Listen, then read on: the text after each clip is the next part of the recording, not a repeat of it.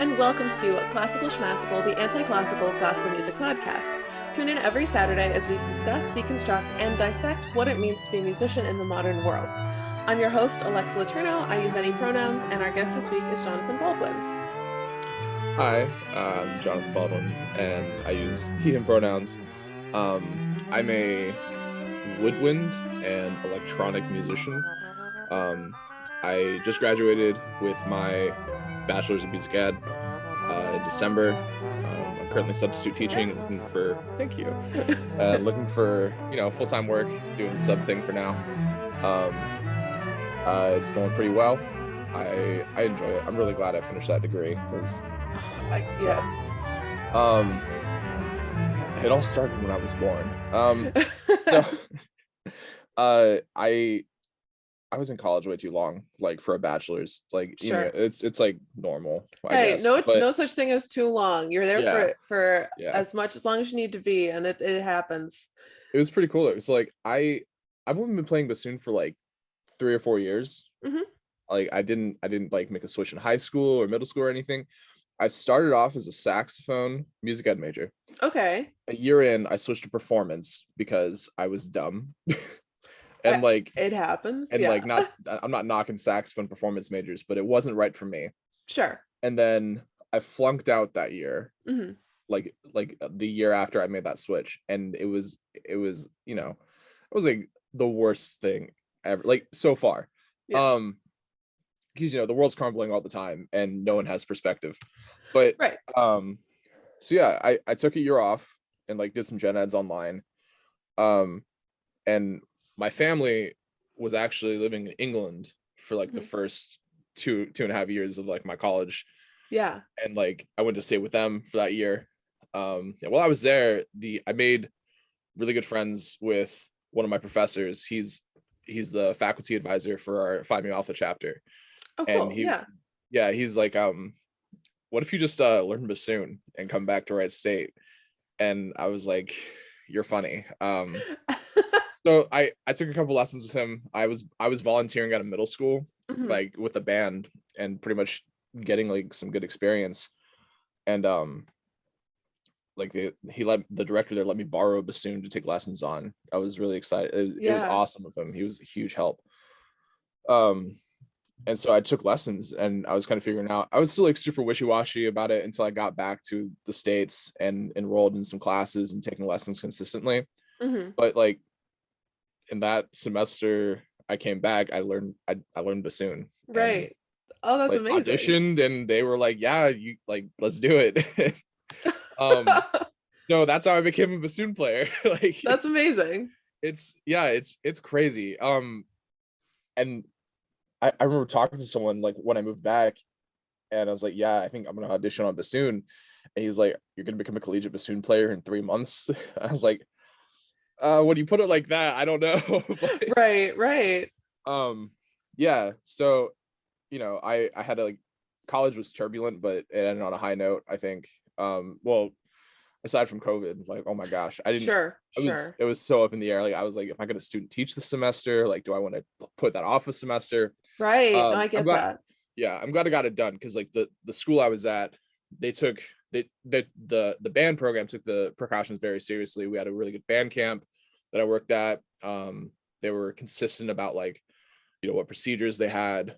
That's really, I think, really good. And I think consistency in the procedures and like how we should handle the pandemic, that's the strongest thing. Like, I know, like for my school, we've been entirely online, and as we're like looking, so I like, started my master's program. It's only a 2-year master's program. We've had a year online, and we're looking at being back in the fall, which is so exciting. But they have released, like, besides like, you should get vaccinated, they haven't said anything about like, how are we going to do this and what's the structure. Like, I'm in New York City. It's very, very population dense, and like everyone's taking public transit to school. And like, so that the idea of having like guidelines that are in place and the same, and like, I'm really, really craving that kind of structure right now. Yeah. And honestly, just, oh man, whatever structure they come up with, I hope it's good, and like I hope it's consistent, because that's like the biggest thing, like just building that consistency. And like I didn't have a normal spring semester for like 2 straight years, because fun fact, so oh man, spring of 2019 at Wright State University, the faculty went on strike. Oh wow. So and like, you know, it was fine, it was stressful, but you know, like the faculty had, you know, they had to get their bargaining under control. It was like pulling teeth trying to get the admin to work with them. It was crazy. Everyone was like on edge. I was freaking out because, you know, like my professor was out for like, you know, 4 weeks. Right. Yeah, I get that. For my spring semesters, I just had a 4-year bachelor's, and my freshman year spring semester was great. And then in 2018, my house burned down in the spring semester. And in 2019 was weird in a good way, because I was studying abroad, but it was not a normal semester. And then we thought that the big drama in 2020 was going to be the school basically like cutting the pay of a professor that we all deeply loved, and him having to leave. And then COVID hit, and it was like, oh, so there was more drama. So like spring semesters, spring semesters are no good. Spring fever takes a whole new meaning. And then like, so during my gap years, where I really like started doing electronic music, I wasn't like, oh god, it was so bad. I get it. The first electronic music I made, I was not, you know, it was like a great dive, and like I made like, you know, a really short EP in a week, and I was like, oh, this is awesome. I'm like doing stuff, and like I'm like composing finally, and like it's hot garbage. It's probably somewhere on my Bandcamp or SoundCloud. I get it. I don't, you know, and like I wouldn't like, you know, if someone showed me this is like, look what you did, I'd be like, yeah, you know, like that was baby's first electronic music. Right. That's like, I own all the garbage that I made while I was learning, but whoa, I'm not gonna parade it. I'm not gonna sell it. I'm not gonna put it on a streaming service. Like I wouldn't take the crumbs, the half a cent that Spotify pays for it. Right. Oh god, that's where I started electronic music, and you know, it was just like all MIDI, like VSTs, like nothing crazy. And then, you know, moving back and everything, that's where I really started to, you know, dive into it more, figure out like, okay, I want to like try and make a better product. And like I had a really quick turnaround time. Like I wrote a lot of ideas, and they just weren't like, the production hadn't taken off yet in terms of like the quality, or like I couldn't master anything. I wasn't like about to pay someone to master it. Like if I wanted to sound one of my favorite rappers, JPEG Mafia, he in an interview, he said he just learned to do everything himself, because if it's going to sound like garbage, he's not going to pay someone else to do it. Like he just wants to I love that work. And I was like, that's awesome. Like, so I try to master my own stuff, I try to mix my own stuff. The writing and producing, like all my electronic stuff is me, like just putting my work out. And as much as I love collaboration, I want to do collaboration with my electronic stuff. You know, keeping it DIY, I guess. No, I get that. I've just started like dipping my toe into electronics right now, because it was always something it was like very intimidating when I wasn't doing it, because I've always been an acoustic musician, and I love doing acoustic stuff, but there was always like, oh, but like we did a couple pieces with like orchestra and electronics, or like and one was like controlled by an Xbox Kinect, so the conductor could conduct, and I was like, oh, this is cool. Oh, this is really cool. I want to do cool stuff. I like cool stuff. And so like it was a lot of just like a little exposure here. And we had Pamela Z come in and do a talk at our school, and like she's phenomenal, and she has these cool instruments that she's built. I was like, I want to build instruments, but like had no idea where to start. So like I think that it's something that can be really, really like there's so much to it, because it's sort of like, I would say that there's as much to electronic music as there is acoustic music, but you never have anyone who's like, I want to get into acoustic music. Where do I start? And it's like, I don't know. It's such a big question. It's so daunting. It's so, and like, I guess making music acoustically, like, you know, band orchestra instruments, like human voice, like that stuff seems more intrinsic. Like you just kind of start doing it. Like you get to fifth grade or whenever, and you're like, oh yeah, I'll play trumpet. Yeah. Sure. And then like nobody's handing like 10-year-olds a synthesizer and you're like, yeah, here, like learn this. Like I'm not gonna like, okay, I'm not gonna hand some grubby 10-year-old my Korg monologue and be like, yeah, man, just play hot cross buns. Like, right. No, like it definitely, I think it has to like pique the interest of whoever, and like that's totally fine. Yeah. But I think it, as interesting as it is, like, you know, it does pique the interest of a lot of younger people. Sure, yeah. To that end, do you think, because like you were saying, we're not going to hand like expensive fancy equipment to like children, but also we could, like, the same could be said, like, the flute that I play on now, I'm not gonna, I don't let any of my students who I trust and love dearly, I don't let them touch it. Yeah. And I'm like, maybe, do you think that there would be a market for like finding those like electronic instruments that sort of function the same way, but like with a less quality, that we can give to kids in the same way? Or like, absolutely, I think a student model synthesizer is absolutely something that could be explored. And like, if you think about it, you know, Reaper is not free, but a really good Reaper is free enough to be accessible to the majority of people with a computer. Reaper is accessible. It's accessible. A MIDI can, like, this is like less than $100. Nice, amazing. Like you, like that's, you know, that's less than a trumpet. Sure. Yeah. Then, you know, so like it's super accessible. There are ways to make it accessible. There's free VSTs, you know, that you can use to teach synthesis. Yeah. You can use to teach sound design or like programming. Google Chrome Music Lab is fantastic. Oh yeah, it's so good. Played around on that, and it's amazing. Free. Yeah, it's just there. Like, hey kid, you want to make beats? Go make this cartoon monkey and dolphin play drums. Like, yeah, that's awesome. Yeah. I know. Like I just started with like the synthesis, the electronic. Like I'm this far into electronic instrument synthesis stuff. Yeah. Mostly just messing around with Macs and making my own things that I can control with my phone. But for a while, I've been wanting to like mix my own music or combine layers of like my own voice, my own playing, and that has an electronic element. And for the longest time, I didn't know about Reaper. All I saw was these expensive programs that I knew that I didn't know how to use. And I feel like it's similar with like music notation softwares like Finale, Sibelius, and there's this big like head-to-head, which one are you going to get? And then once you've paid that amount of money, you like join a team. But what if it's not the best one for you? So I was very, very like, do I want Logic? Do I like, what do I do?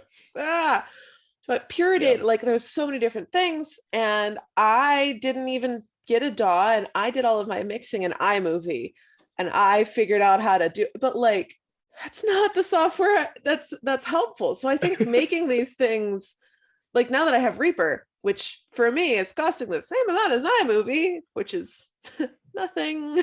Yeah. Like I can do so much more, and I can do the things that I always wanted to do, but without like hundreds of hours of effort, because that's not a tool that's meant for mixing. Honestly, if someone walked into wherever and was asked like, what DAW do you use? And if anyone said iMovie, I would bow down, like just I would be floored. I would be amazed. I would try it. Like, that's awesome. I can't recommend it if you want to have an experience that's not deeply frustrating at your core. That goes into the art, you know? Like, but also like I got into iMovie through video editing, and it's a decent video editor. And then I was like, well, you could export sound through here. Why don't I just add my own music onto these tracks? And then it sort of spiraled from there. So I kind of built up at it. And even so, it's kind of frustrating. Like I did a piece even just like last fall, before I really knew what I was doing with Reaper, where I was like, it would just be easier to do this in iMovie because I like know the program so. And I was like making loop pedals in iMovie. Oh my God. Like, But I think like part of it is like there's so much to the electronic world that I didn't know what else to use. Yeah. And like, I don't know. I think there's like there's so many things that people get wrong about electronic music, and it's so easy to not have a clue, you know? Yeah, dude, you'd be surprised. Like people, I used to kind of be like this. Mm-hmm. People will collect DAWs and software like Pokemon cards, Oh my gosh. and it's crazy. Like you don't have to do that. You could pick a DAW. Like Yeah. you have to do research, because and like this is kind of like I use multiple DAWs, and Mm-hmm. they're both great. I love them both dearly. I couldn't like pick one or the other. They just do different things for me. Sure. But like just pick a DAW and learn it. Like be extensive with it. And like they all do the same thing. It's not like, Yeah. you know, like they're all they're all simulations of a console, and they Right. all like process audio, and like, Mm-hmm. the difference comes down to like workflow and like what native plugins are there, and like how easy they are to use. Okay. Like, Yeah. but Ableton Live and I I don't know. Let's use like Ableton Live and Logic, for Mm-hmm. example. Like you can do the same things in them. It's just Mm-hmm. about, things to consider. Like, are you an Apple user? Are you Sure. Windows? Or like, do you want to do stuff live? Which Logic is actually like added stuff to do live music with, which is awesome. Okay. Um, Yeah. and like, it's kind of not to, it I hate like the cult following culture with software. Like it's ridiculous, Yeah. but like it does take a level of commitment to just learning a piece of software and not Right. being like like getting all magpie about the other softwares. Yeah. Like that was my problem. So like I use Studio One. I've recorded like pretty much all my music so far on Studio One, Mm-hmm. but the features that they added to Studio One for live performance didn't really meet my needs for what I Okay. wanted to do. So I looked around, and like the other two options that I saw were like Ableton Live Mm-hmm. and Bitwig Studio. Okay. And like Logic is like joined that side of like added those features as a DAW as well. But I wasn't on a Mac at the time, and I Sure. wasn't, when I was doing this, I'm like, I'm not gonna drop $1,000 on like a laptop, like, and then Yeah. here I am. But like, so so Ableton and Bitwig have like, clip launching, and like they make everything like easy to play live. So I was like, I kind of need that feature, I think. Yeah. So, and like I still use Studio One for like mixing and mastering. It's fantastic. I love it. I'm not like trying to sell anything on here, but like this is just Sure. like what I use. So I use like Studio One for more of like mixing, mastering, maybe some of like the like those plugins. Like I know how to use them. I Right. learned that DAW. Bitwig is pretty much like, this is what I used to play live, or would use to play live. I Mm-hmm. can just plug a bunch of stuff in and go. That's pretty much my process. But yeah, like I guess my advice for anyone starting out is just, whatever you pick, and like, there's nothing wrong with trying out like all the free versions, but I think once you settle on a DAW, just learn Mm-hmm. it inside and out. It'll make things so much easier. You're not like, you can focus more on writing music, and that's like the fun part, right? Yeah, So definitely. you just learn it, and then you can focus on writing the music. It's done. Yeah. Like, Yeah. Like I've been using Reaper. I haven't tried really any of the others. And it was just because like for a summer festival I did last summer, they were like, you should have Reaper. And I was like, okay. And then yeah, I downloaded it. And like now I just took an electronic composition seminar. And they were like, you should have Reaper. And I was like, oh, way ahead of you. It's already downloaded. But I didn't know how to use it. I was like, I can right, trim clips. Woo. yeah, And so like was still actively choosing to use iMovie over something that is supposed to work like this. yeah, But I've really only used Reaper and now a little bit of Max. And that's all I'm good at. But there's so much more that I can do now. And I'm like, oh, this is yeah. cool. I haven't used Max yet. It's scary. It's It expensive, is, but and it's like I fun. don't. Oh man, I don't feel like, I don't have the not the smarts, just like the There's the moxie. Yeah, there's like a programmer sort of mindset. And like, yeah, I don't have that. Yeah, I was almost an engineer over a musician. I applied to a ton of schools, and most of them were for biomedical engineering, and one was for music. And look where I'm at now. So like, nice. It worked out. But I love programming. I did robotics all through high school, and Max is like, oh, this is me. This is cool because I can use these skills that I have programming, this sort of mindset, but I can still use them for something that's like useful to me versus like, I don't know, people were like, well, you should learn how to code because you can design a website. I was like, I can design a website in a free website design software. I don't need to HTML this. Like, what? Yeah. But no, like, and Max, it is an expensive program to purchase, but it's only $10 a month to try out. So it's still not super, like, obviously it would be better if it were accessible, but like, probably the only like sort of the same program that's cheaper is Pure Data, and that I couldn't do. It was, wow. I think, but like, I think that $10 a month thing, like, it does make it more accessible, at least, even if it's for like a limited amount of time. Really just like dip your toe in, kind of get a feel for it. Awesome. But it's super, super exciting to just be able to do that. And I think like electronic has opened up so much for me. So in your experience, like, what do people sort of get wrong about the ideas of electronic music? Because I'm sure that there's, just like with any sort of fields, there's a lot of misconceptions there. Yeah, I think at least for what I do, like, when I first started, I was trying to like, write songs and like, do more compositional stuff.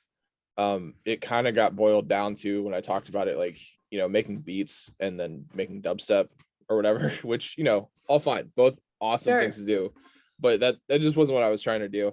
And I think these days it's, beat making is a huge part of my writing process. And it's totally valid. Like, I don't, if anyone was like, I make beats, like, awesome, I want to hear them. But it wasn't what I was trying to do. I don't think I've ever made a beat, to be fair. It's great. I love it. I did, like, I was going through, like, just trying to make as many beats as possible. I think I only made like 15, but like, just making beats and like see what I could do with them. I think people have misconceptions about how difficult or easy it is to make electronic music. And it can be as easy or as difficult as you want it to be. Something like, I think like GarageBand loops, not hard. Like, you have to think a little bit about like transitional stuff, or like, how repetitive do you want it to be, or how many layers. But like, that's drag and drop, and it's awesome, it's fun, but it's not too hard. It's accessible.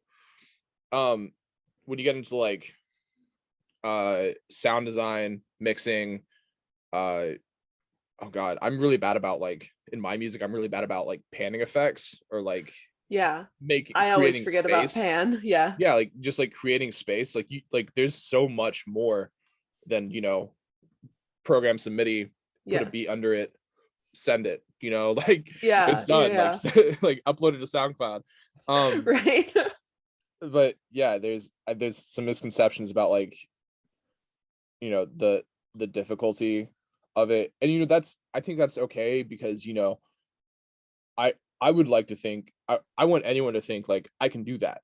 And like, they can, but it takes, like, you have to put time into it. I really think everything that you do comes down to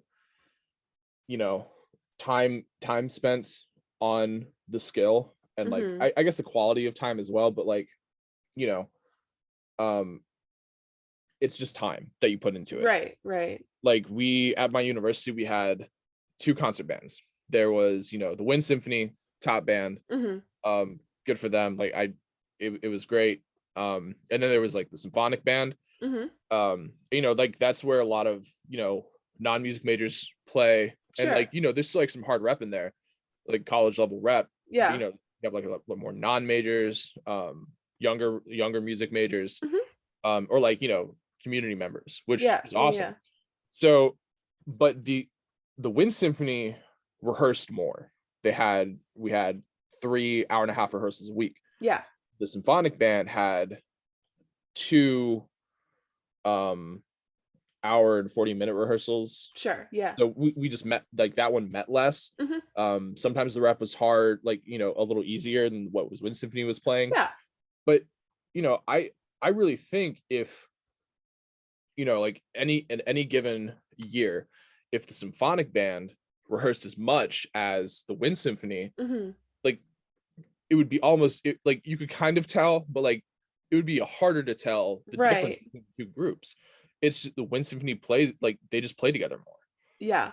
Like, and, you know, like some of the members are older, but like, you know, it's just the time they put into it's the time you put into the ensemble. And it's the same thing, you know, it's the same thing. Like anyone can make beats, anyone can make electronic music. I think, you know, a friend told me, like, it's like, this is the best time to be a musician. Everything's like pretty cheap, like it's accessible. Like, you know, it's just about the time you can put into it. And then you have to consider, like, not everyone has the same 24 hours. So, you know, not everyone has the time to put into it, but you know, like, I don't think I should stop anyone from trying, or like, right. Yeah.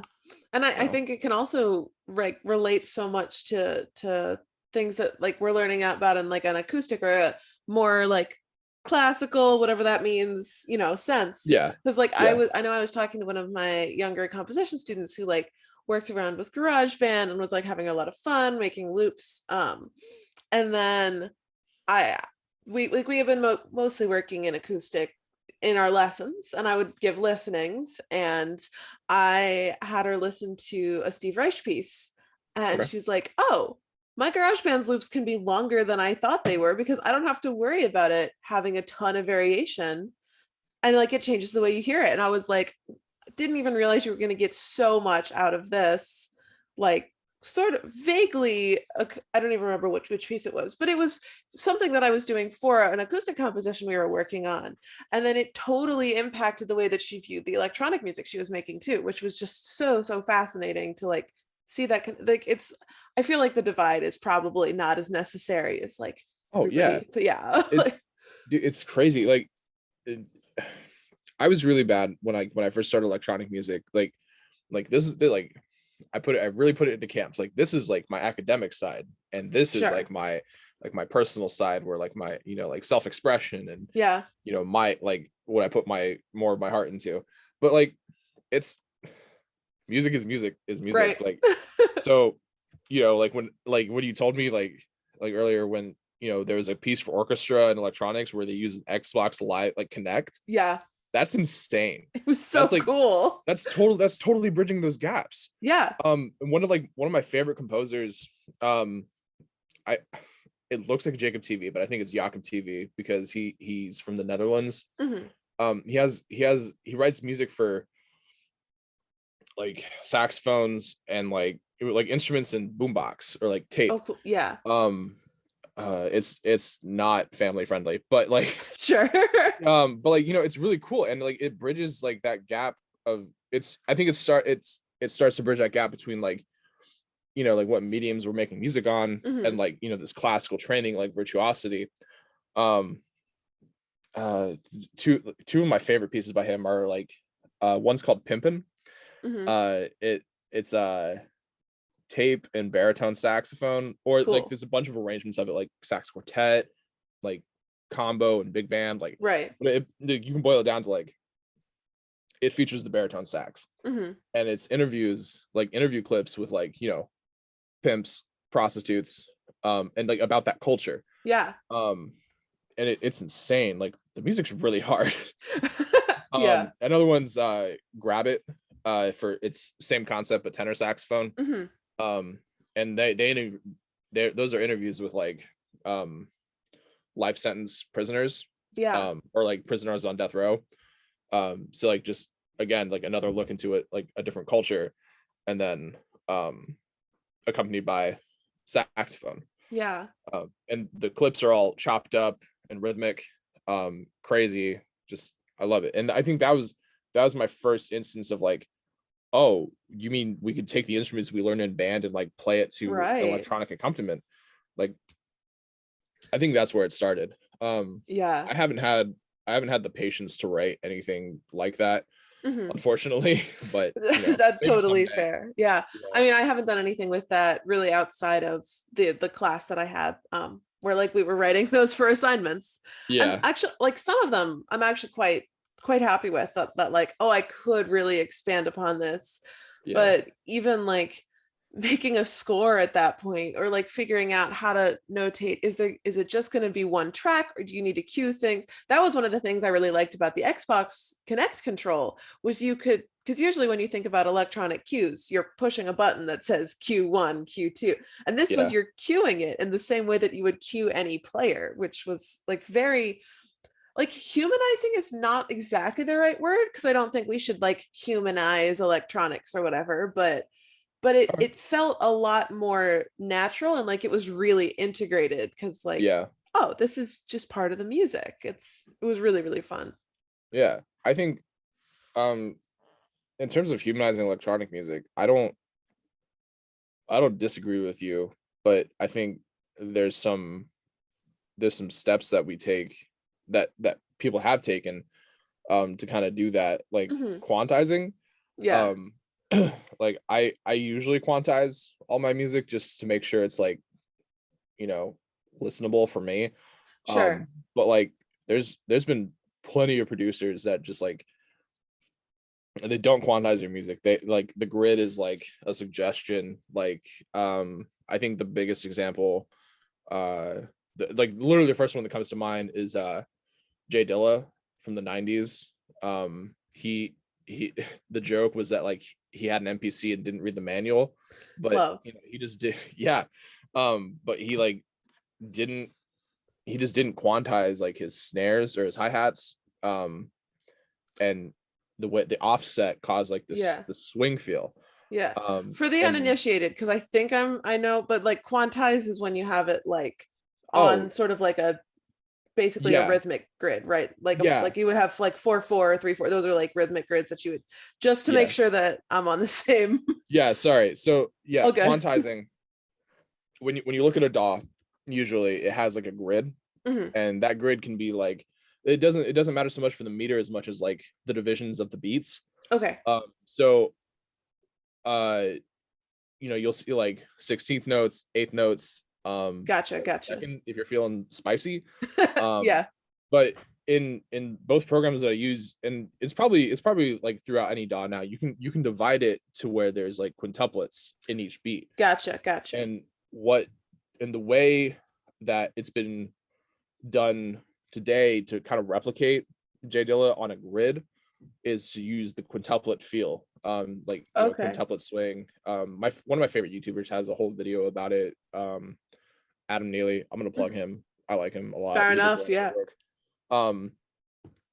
Just the quintuplet swing feel, and like I beat it like a dead horse in my music, or at least like when I like practice and like try and get ideas out. But it sounds unquantized, but it is snapped to a grid. And it's super fun, and like you can also do it with like septuplets, so like you have each beat giving like 7 30-second notes. It's bonkers, to say the least. So like cool. And there's another musician, I don't know how into like conspiracy theory videos you are, but like there's a producer, he goes by DJ Roswell. There was like a whole conspiracy theory that it was something about like Eratos or whatever, and like it linked to this guy's music, like his band he was in or like did, and then like he has his own music. It's crazy, but I'm pretty sure he just used like Audacity, and like there's no grid, and it's like amazing. It's great stuff. And like you wouldn't think that like this is made in Audacity using like sound bites, and like this, I don't think there's VST support in Audacity, but like just like all this insane music with the minimal software, nothing crazy expensive, and just hands down good production. Like that's what it boiled down to. That's so cool. So like kind of working off of that, how has your like, we sort of talked about like your electronic and acoustic sides. How has your work in electronics related to like your relationship with the classical canon, like breaking free of, preserving different aspects of it? What has that relationship been like? Um, I think so. Personally, I think the canon's all right. You know, Okay. I Yeah. wouldn't. Dismantling is definitely something I think should happen, just Hmm. because like guys, we got to stop playing Beethoven every Yeah. year. Like, I don't care that it's like his 257th birthday. Right. Like his Like, like birthdays happen every year. And if we like celebrate him a year long, honestly, like I just this and like yeah, then like I perfectly competent composer, but there's like a yeah, lot of competent yes, composers. exactly. And like playing old music hasn't been around that long. Hmm. Like, we like the jury exams at conservatories used to be your professor would write you a piece and you had to play that for your exam. Oh wow. Like a couple of bassoon solos I did for my juries, like they were conservatory exam pieces. Hmm. Like, because it wasn't like when the orchestra was like the medium, Sure. like you weren't playing old music, you were playing what your professor wrote you. Yeah. And it, like, it might be like a bassoon sonata, or like they wanted you to be ready to go to these orchestras and play the new music that was coming out. Yeah. But like, I think it's kind of weird that like we play in orchestras like Mozart, Beethoven, Brahms, like all these like old, Yeah. like these long gone people that, Yeah. and like there's value to that, but like what, like who does it value? Like Right. who benefits from that? Like, it's educational, sure, but like I think if we want orchestras to be like stick around and not Hmm. fold, like we have to get back to the idea that like, this is putting out new music.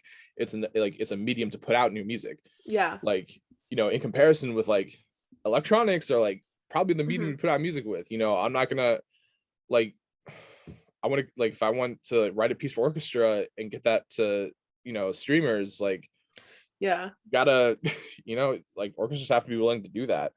Right, right. And like there's no reason like yeah, there it's super educational to play old music and like I Yes. personally love early music. Like I ran the early music like that's like my jam. I'm like, "Oh, talk to me about performance practice. I'll tell you all about like so much fun." Yeah. But also there's probably not any good reason for me to have now played Debussy's Petite Suite 4 times in orchestras where Yeah. like it's beautiful and I love the flute solos in it. I have so much Yeah. fun. I'm the flutist and like I get to sound like a little bird and like every movement has a great flute part. But like, come on. Now I get it and Yeah. I'm like, again, are we Like, actually doing this again? And I can't imagine that being like I'm composition focused, but I do want to continue playing. And I can't imagine not getting any new works to play like ever. Oh my gosh. It would dude, just feels boring after a certain point. yeah, like I love like the Baroque music I played in college on bassoon Oh, is incredible. fantastic. I love it. It's Baroque great. bassoon is just I never got to play love it like an actual Baroque bassoon. It looks scary. I that I they just are I've fingerings. I split I Oh can't play no. bassoon at all. But what my best friend does play bassoon and he like, oh yeah, Yeah. they're I crazy just instruments. Oh man. But like, the rep I played, like, it was fantastic. I love it. But like, Yeah. no one wants to go to a bar and see a live like Baroque bassoonist. Like, Yeah. that's not a thing. Like, Or a very few select number of or people like would do. like if I there's a bar in my town called Blind Bob's. I love Mhm. Blind Bob's. It's fantastic. I love playing there. Yeah. Like, but if someone walked in and was like, all right guys, this one's called Allegro in C by Foch, like, no, Right. I'm taking my drink and going outside because it's a open, like designated Yeah, outdoor yeah, refreshment area. Like, yeah. I just and Yeah.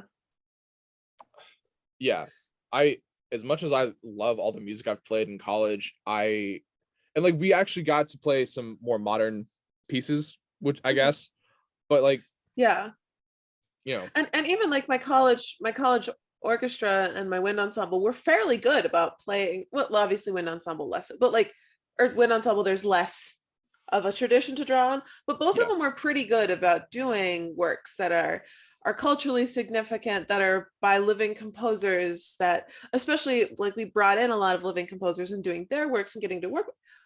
And I thought that it was a pretty good ratio. And even so, like, I'm still mad because our last concert of my undergrad was canceled because of COVID. And so the last thing I ever played with my orchestra was Beethoven's Fifth. And I'm like, I'm salty about that. What a banger, though. I mean, yeah, like it does slap, but oh, come on. Yeah, it was a Beethoven birthday celebration piece. Really? Oh. Okay. That kind of hurts. Yeah. It's like, oh kill me.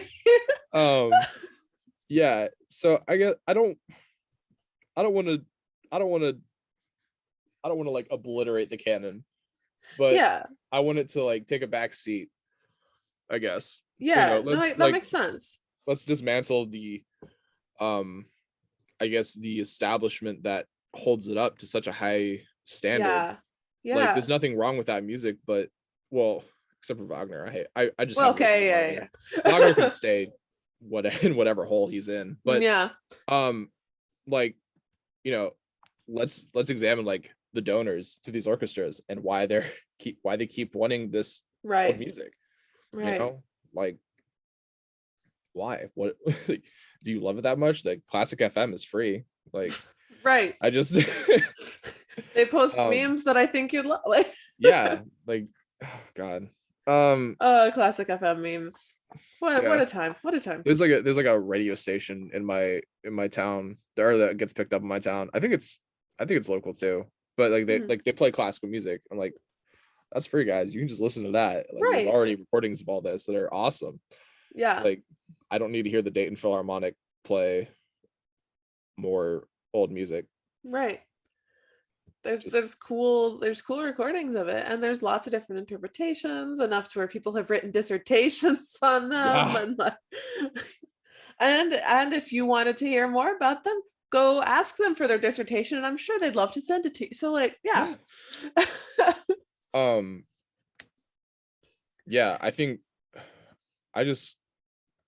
a big part of like my educational philosophy throughout like my second try at college was, you know, how can I make all of this awesome thing that, you know, that we get to do, like, you know, band, orchestra, choir, like how can we make that as accessible as possible to everybody, you know, like, you know, from, you know, inner city to corn, like children of the corn, and, you know, everyone in between.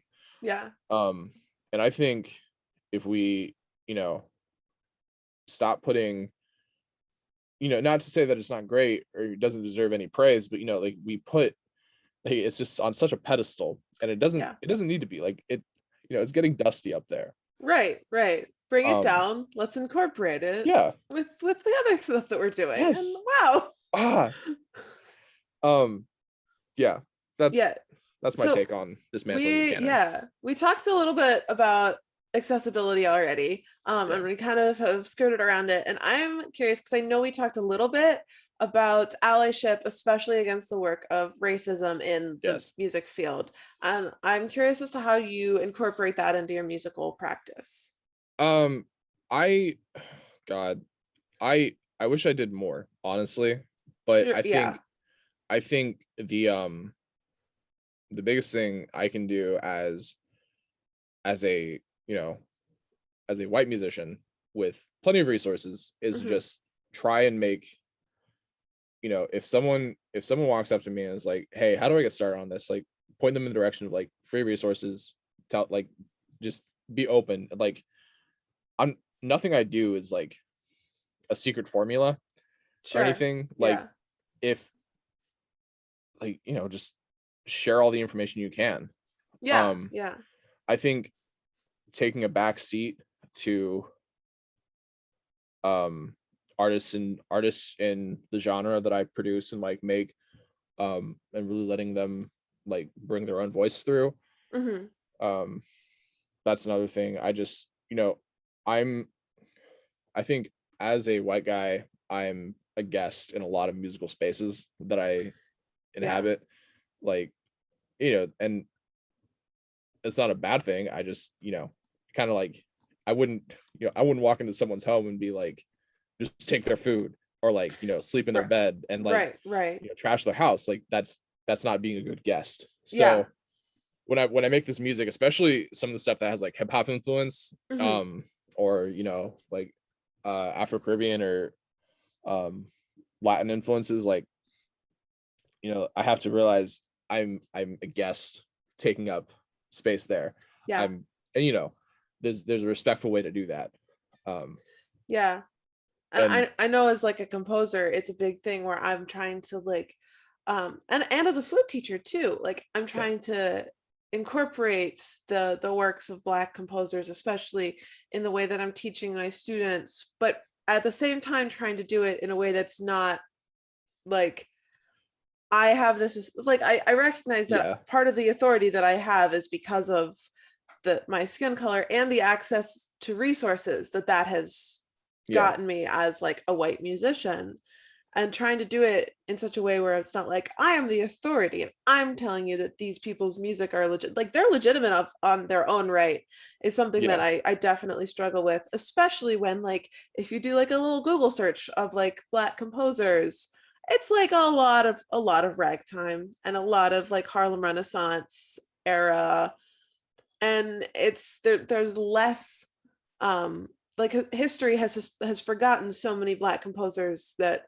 it's such an issue of like how do we and of course like Black living composers are very much out, like we were saying, Pamela Z is phenomenal. Like I don't know, it's just like it's something that's constantly kind of on my mind. I'm trying to be a good ally, but at the same time like knowing the best like ways to do that is something that I definitely agree I struggle with, and I wish I did more. I think something I consider a lot, I don't know, the word gets, I don't know if it's a buzzword or if it just gets a lot of flack, but it like I went like my PMA chapter, we do like safe space trainings. We try to host those when we can. We try to go to them. That's something I really appreciated about our chapter at Wright State. The word intersectionality, I think that has just so much value, and like like acting on that intersectionality, like taking all that into consideration. So like just considering like what about me and like about how I live and like how I identify gives me privilege, and like other things that might give me disadvantage. And like I think that's just something everyone should consider, especially in music. Like I was able to afford to go to college. Like, I had to get loans, but I could go to college. I could get access to a bassoon, I could get access to a saxophone. Like so I play in a band and we busk on like in our bar district. And like we get noise complaints. Like last year, like we got shut down by the cops. Like, but when we get shut down by the cops, it's all good. Like it's smooth. It like there's no turbulence. And like, I feel like there's cases of busking where some people might have more turbulent experience with that. Like I'm able to, I don't have to worry about walking back to my car after a gig. I'm a one of my favorite insults is you 5'11" mother. I am, I'm not like super tall, but like I'm kind of tall, kind of big. I look like the guy that would mug you at your car on your way back to a gig. So like, I don't feel as worried about walking back to a gig. I don't have to worry about, like, I get very nervous around cops, but like I don't have to worry about that being like my skin color being a factor around cops, or like how I talk. Like I don't have to do any like as much code switching, or like hardly like, or any code switching. Like my God, like just like all these things. And like if if any like musicians that are people of color or like indigenous, like those are things that they might have to consider. Yeah. Like in like networking, gigging, you know, if they want to busk, like they have to consider, like, if we get shut out by cops, you know, how are we going to handle this? Like how are my decisions, like they have to bank on the fact that other people will be rational for their safety, and like that's not always the case, and it's really unfortunate. Like, yeah, in terms of being an ally, I try to consider, you know, my privileges, and you know, I really try to use those to other people's advantages that might not have them, you know. Being like, I guess this doesn't qualify so much for like fighting against racism, but like being LGBT, I'm in a heteronormative relationship. So like, you know, I can, like, I have I guess the privilege of being like, you know, straight passing, and you know, finding like, you know, like that's something I have to consider. I don't, you know, no, I completely understand that. And I think a lot of it too is just coming down to like listening to, like, we're sitting here as two white people talking about this. And a big part, like obviously a huge part, should also be listening and being very attentive to when problems come up, and listening to the people who are experiencing it and acting accordingly. But I know I still really appreciate this as a conversation that we're having. And I think it's good that, you know, as two white people talking about racism, like, all irony aside, like you know, it's important that, you know, we have these conversations as like how like, you know, gotta listen. Got it. Like, oh my God. Just everybody shut up for like however long it takes to, you know, make a point. But and you do some emotional labor, and hold each other accountable, in addition to all of like the listening, the collaborating, all of that. You know, just like standing up for, like, dude, if someone says some really dumb BS, like you gotta step in, like, and like, you know, at whatever level I think you're comfortable with. Like, I'm for some reason, like, in working with children, I've become more combative. I don't quite understand. I don't know if it's like healthy or like, you know, it's problematic, but like, you know, like if you know, like if someone just says something really like you know, unbecoming, you know, like just it can't slide. Like, there's no room for that. Like, I don't want there to be room, you know, like, for those comments, or like those like microaggressions, or like those actions, like, you know, if we really want to cultivate safe spaces, we have to, you know, like, you know, just put in the work to make sure those spaces are safe. And that's not, you know, that's not like, it's by no means special treatment. It's the bare minimum. Exactly. Like, oh my God, there's, we gotta, it's gotta, teachers gotta like start there. I saw really good, it was meme on Facebook, but like, you know, someone said, like, you know, teachers that aren't teachers can either be part of the oppression, or, you know, the what was it, they're either the revolutionaries or the oppressors. So like, you know, you kind of have to pick, like, how are you going to engage your students, and like how are you going to like include them. Like, are you going to be part of that, like, this educational system that, you know, has, you know, whitewashed history, changed, like, literally, like, blatantly left out acts of terrible violence against, you know, Black people of color, and like, you know, made everything seem hunky-dory, like US is the main character, Uncle Sam. Or like, are you going to be real with your students, and, you know, tell them like, hey, there's been a lot of stuff that's happened, it's not okay, we have to, like, you know, atone for that, and like own up to it. So, you know, and like it blows my mind, like, there are teachers out there that they'll just roll with it. Like, yeah, it's a paycheck, it's a job, like that's their belief or whatever. And like, that's fine. But, when you engage your students, like you pick up on that. Like, yeah, definitely. it's so much more than like, are they learning your contents? They're learning how to act as people when you teach them, when you interact with them. Yeah. And so like, definitely. oh God. And like like between that and like watching the adults in their lives and the internet, there's like the whole alt-right pipeline, which is terrifying. Like, you're telling me you goes from Fortnite videos to alt-right propaganda? Right. Like, right. It's insane. And like, I wish that like there's no way for me as an individual to be like, hey, YouTube, you should stop this. Right. So, like why are alt-right videos in the suggested for like just gamers? Yeah. Like, it's insane. Yeah.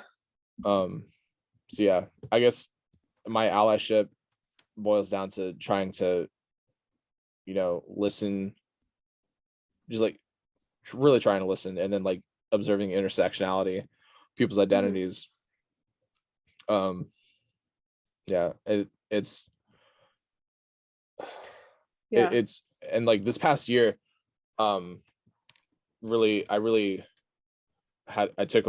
listened to like, how racism is like systemic, and like, there's prejudice, which is like based in racism, or it can be based in racism, but like, the racism that happens in America, especially, like that's systemic. Yeah. Even like the aggressions that that people of color face, like that's rooted in the system that's been around since the conception of whatever. So it's the societal power is so different. Like it's I 100% agree, and I think it's a great conversation to be having. Thank you so much to Jonathan for joining us here to have this conversation. I think this was really wonderful. If you enjoy the show, there is definitely more where that came from. So do make sure to like and subscribe so you never miss an episode. Oh, I'm such a YouTuber, right? If you'd like to continue this conversation on electronic music with digital audio workstations, education, use of the canon, and allyship in your musical practice, do join the Discord, link in the description, or visit our Facebook page at facebook.com/classical schmassical. That's schmassical, SCHMASSICAL. And remember, stay classy and questionably classical. Can I plug some stuff? Yeah, absolutely. Please do. Thank you so much. I'm so bad about this. Absolutely, plug your stuff. My electronic music is under the pseudonym FutureBjard. Future, and then Bard is BJARD.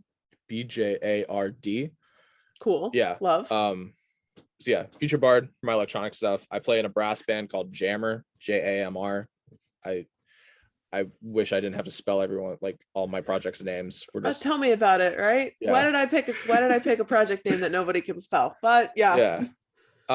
So electronic music that I make, brass band that I play saxophone in. Amazing. Yeah, it's fun. It's all on your streaming service of choice. Yeah, cool. And we'll probably link it down below as well. Oh, thank you so much. Oh, absolutely, anytime. Sick. Well, thanks so much for listening, everybody. Bye. Bye.